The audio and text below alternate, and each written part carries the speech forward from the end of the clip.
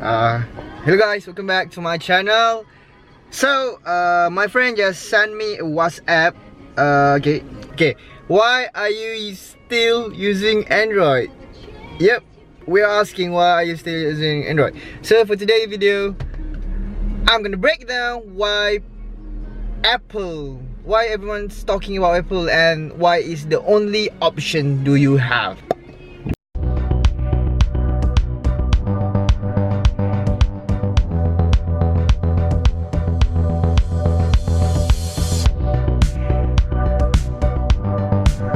Hello, welcome back to my channel.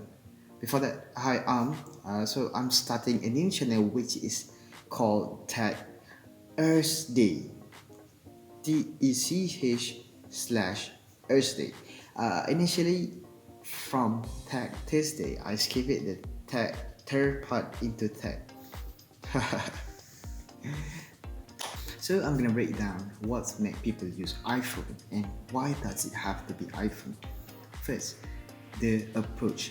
The applications and approach are likely related more to the daily people user and everyday life, psychology and functionality.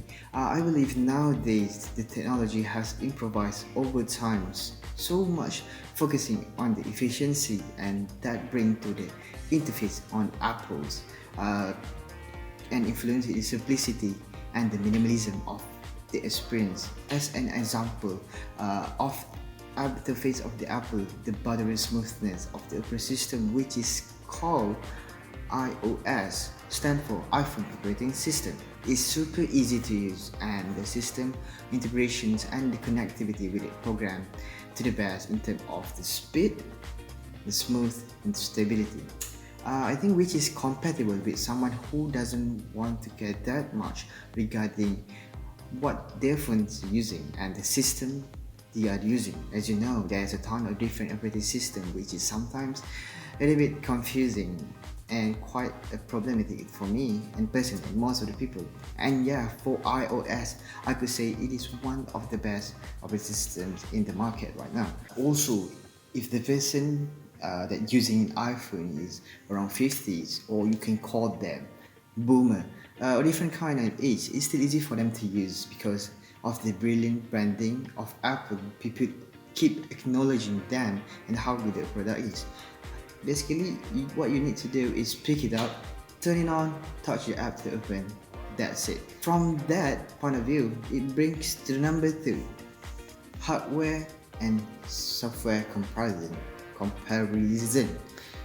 The real thing is you can get more buying efficient if you're just purchasing any smartphone brand at the same time with a much cheaper price point, which you can get 2 times price of Android can give one iPhone product with the equivalent of the Android phone. If you compare to any Apple smartphone, like you can get a phone that can have a projector functionality, more camera pixel feature, dual screen and reverse charger functionality. The question is, do you actually need it in daily life? I believe the majority of you would say no, right?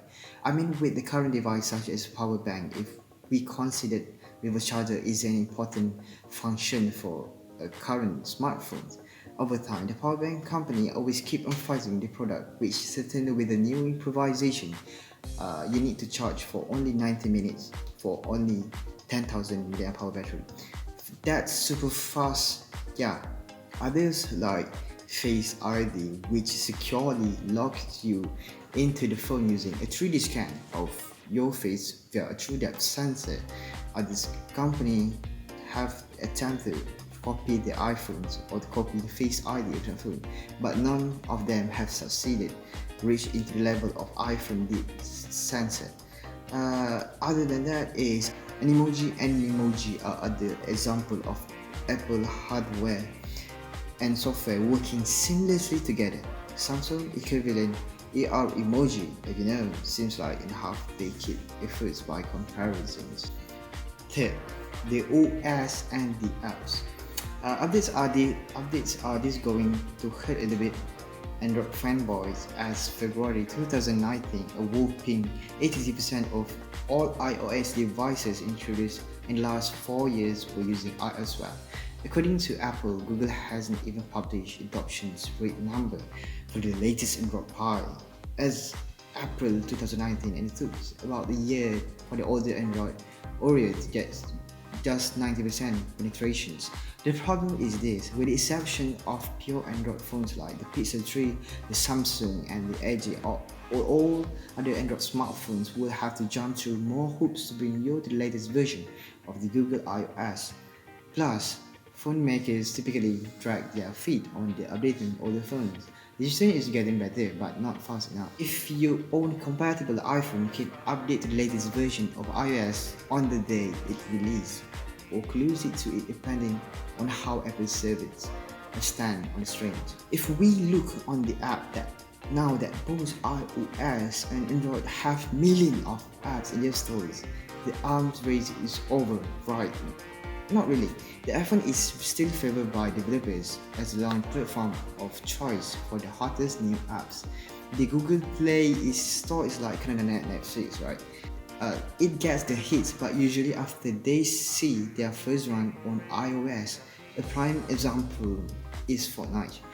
I take example is Fortnite as an example, which took several months to leap from iOS into Android, and even then it was a Samsung exclusively.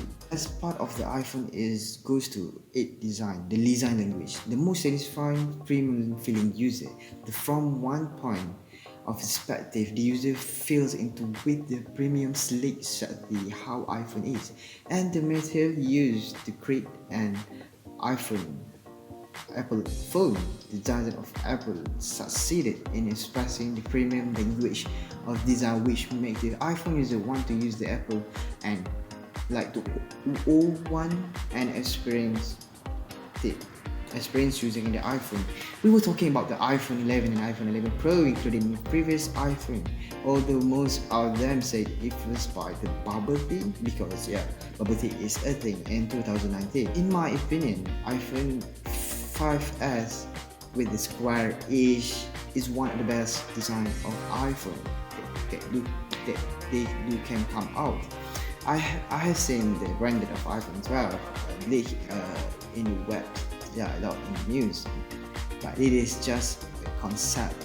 And if you look into it, I'm quite excited about how they probably will bring the square edge design. So I hope it'll be.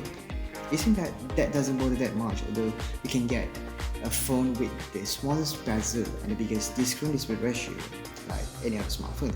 But that shows how astounding the iPhone design and how successful of the Apple brand itself. I mean, no wonder there's a lot of people talking about the iPhone over and over again all over social media, Instagram, Twitter, because of its branding and its product. They make it us feel like we want to experience and we want to live into the ecosystem of the Apple. Okay guys, thank you guys for watching. Comment down below what your thought of iPhone and the experience of it. Thank you for watching. Don't forget to subscribe for more tech content. See you on the next episode. Peace.